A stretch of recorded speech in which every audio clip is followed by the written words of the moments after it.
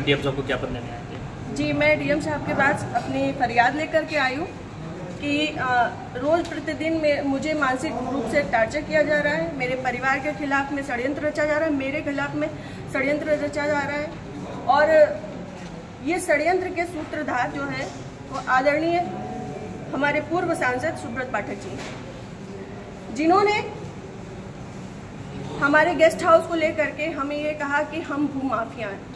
मैं आप सब लोगों को ये बात को अवगत करा देती हूँ कि हमारी जितनी भी ज़मीनें हैं 35-40 बीघे से ज़्यादा ज़मीन नहीं, और जिसमें हम मेरे खुद के नाम पे सिर्फ 3 बीघे ज़मीन है।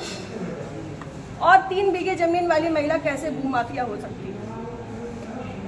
और 35-40 बीघे की ज़मीन में हम मेरे ससुर साहब, मेरी सासू माँ, मेरे हस्बैंड और मेरे देवर देवरानी 6 लोग आते हैं। इतनी सी जमीन में कैसे लोग भूमाफिया हो जाते हैं? जो ये बड़ा उससे कह रहे हैं कि चपुन्ना के भूमाफिया। और रही बात मेरे गेस्ट हाउस की, राधा रानी गेस्ट हाउस की, तो आज इन्हें ये पर लग रहा है कि वो हमने सरकारी भूमि में बनाया है, अवैध जमीन पे कब्जा किया है।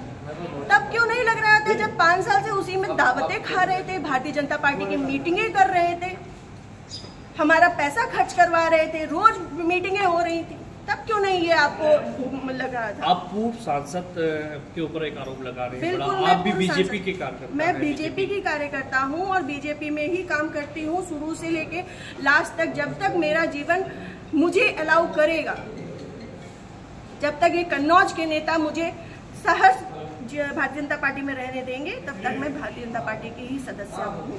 पार्टी में आपने इसके उच्च पद पे लोगों से शिकायत की है?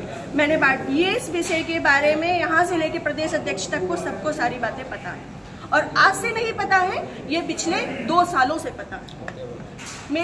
मेरे पिताजी, मेरे ससुर साहब, मेरे हस्बैंड, हम सब लोगों के लिए हत्या तक का मतलब षड्यंत्र रचा जा चुका है, और विगत के चुनाव के निर्णय के बाद ही रचा गया। पिछली 4 जून को रिजल्ट आया है, पिछली 3 जून को ये हमारे गांव गए थे। हमारे गांव जाकर के इन्होंने, हमारे राइवल्स हैं जो, उनके घर जाकर के इन्होंने 2 घंटे की बैठक रखी जिसमें षड्यंत्र रचा गया। और उसके बाद ही उसी दिन इनके एक प्रमुख कार्यकर्ता कहिए, चमचे कहिए, कुछ भी कहिए, वो जीतू त्रिपाठी, उन्होंने मेरे ससुर साहब को फ़ोन किया, जिसकी मैं रिकॉर्डिंग आप सबको भेजूंगी और चाहूंगी कि मीडिया में आप चलाएं।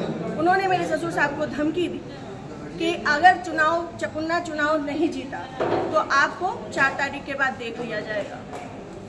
उसके बाद से ये सारा षड्यंत्र रचा गया। क्या चुनाव हरवाने में आपका भी श्रेय जाता है? मैं भारतीय जनता पार्टी तरीके से वो आरोप लगा रहे हैं, क्या वो कुछ भी कहे? वो तो ये भी कह रहे हैं कि भाई नेहा त्रिपाठी ने 20 लाख रुपए ले लिए थे सपा से। वो तो उनका मुंह है, कुछ भी कह सकते हैं। पर मैं भारतीय जनता पार्टी की कार्यकर्ता हूं, और सभी लोग सोशल मीडिया जानते हैं, चलाते हैं, सभी लोग मेरी आईडी में देख सकते हैं कि मैंने किस तरीके से काम किया है। मैं सुब्रत पाठक के लिए काम नहीं करती, मैं भारतीय जनता पार्टी के लिए काम करती हूँ। आपने प्रशासन और पुलिस से शिकायत की इस बारे में? जी, मैंने पिछली 25 तारीख को प्रशासन पुलिस से शिकायत की थी, जिसमें सीओजी की टीम गठित है, और अभी तक कोई भी पकड़ा नहीं गया। क्या मानती है पुलिस, प्रशासन और पुलिस दोनों लापरवाही कर रहे हैं?